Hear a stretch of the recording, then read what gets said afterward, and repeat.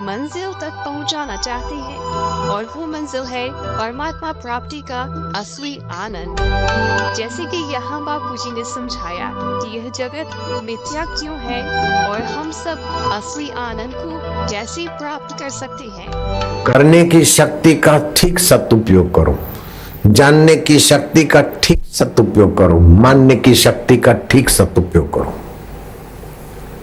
कुछ लोग बोल देते हैं कि जगत मिथ्या, जगत मिथ्या। जगत तो सामने दिख रहा है, सच्चा है, जगत मिथ्या कैसे? आद्य शंकराचार्य महाराज नहीं, और भी कई महापुरुष और शास्त्र वेद वचन है, वेद वचन है। ब्रह्म सत्य जगत मिथ्या, जीव ब्रह्म व ना परे। ब्रह्म परमात्मा तुम्हारा मैं सच्चा है, और उस मैं की सत्ता से जो हो के बदलता है वो मिथ्या है।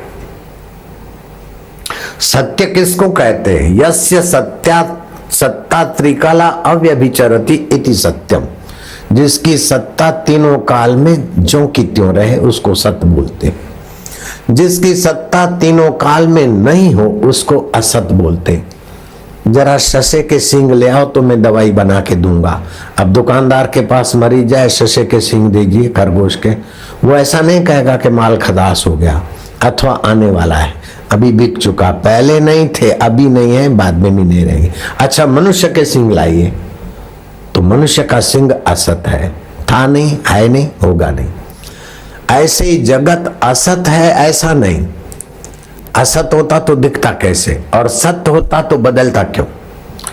तो सत्य एक रस रहता है, असत तीनों कालों में नहीं होता, और मिथ्या उसे कहते हैं जो हो के बदल जाए, दिखे लेकिन रहे नहीं, उसको मिथ्या बोलते हैं।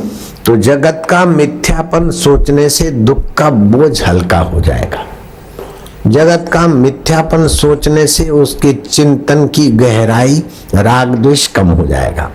जगत का मिथ्यापन सोचने से सत्य खोजने की जिज्ञासा पैदा होगी, और जगत का मिथ्यापन खोजने से राग द्वेष भय शोक आदि की जड़ें खोखली हो जाएगी, और आप सत्य में विश्रांति पाओगे।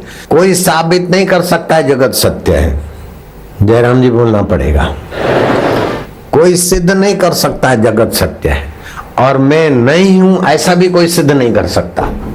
भगवान है कि नहीं तुम बोल सकते भगवान नहीं है, लेकिन तुम हो कि नहीं तुम अपना अस्वीकार नहीं कर सकते हो। जिसको तुम कभी नहीं छोड़ सकते उसका नाम है सत्य, और जिसको तुम सदा नहीं रख सकते हो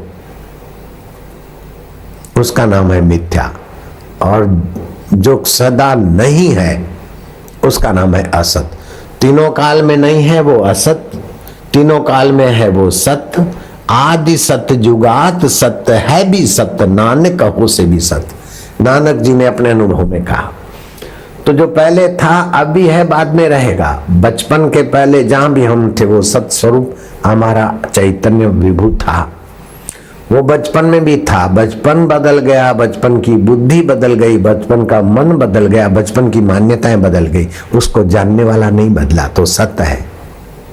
तो आप सत्य भी हैं, आप चेतन भी हैं, और आप सहज में आनंद रूप हैं, लेकिन आपको अपने आनंद स्वभाव का पता नहीं। इसलिए आनंद की जो भूख है, आनंद की जो मांग है, वो आप आंखों के द्वारा रूप देखकर पूरी करना चाहते, जीभ के द्वारा स्वाद लेकर, नाक के द्वारा सुगंध लेकर, कान के द्वारा वाहवाही सुनकर अथवा संगीत सुनकर, काम इंद्रिय के द्वारा अपने को सताकर आप आनंद ही लेना चाहते। हकीकत में ये आनंद के लिए ही भाग दौड़ है, और असली आनंद नहीं मिलता, इसलिए नकली आनंद के पीछे लोग मिथ्या सुख के पीछे मिथ्या जन्म मरण में पड़ रहे हैं। मिथ्या परपंच देख दुख जिन अन जिय, देवन को देव तू तो सब सुख राशि है। तू देवों का देव है, ये देव है कि नहीं उसमें फतवा तुझ आत्मदेव की चाहिए। तू ऐसा सतचित आनंद स्वरूप है। अर्जुन को जब इस बात का पता चला तो अर्जुन का शोक नहीं रहा, मोह नहीं रहा। गुर की वाणी वाणी गुर वाणी बिच अमृत सारा, भगवान ने गुरु रूप में अर्जुन को तत्व ज्ञान का उपदेश दिया और अर्जुन ने स्थिति पाई। अर्जुन कहता है नष्टो मुह स्मृति लब्ध्वा। तो गीता के ज्ञान से ये आम आदमी को संदेशा मिलता है कि भगवान के साकार दर्शन के बाद भी भगवान के भगवत तत्व का जब तक ज्ञान हमको देने वाला गुरु मिले अथवा भगवान गुरु का पाठ अदा करे तब हम दुखों से बचते हैं। इसीलिए बोलते हैं गुरु कृपा ही केवलम शिष्यस्य परम मंगलम।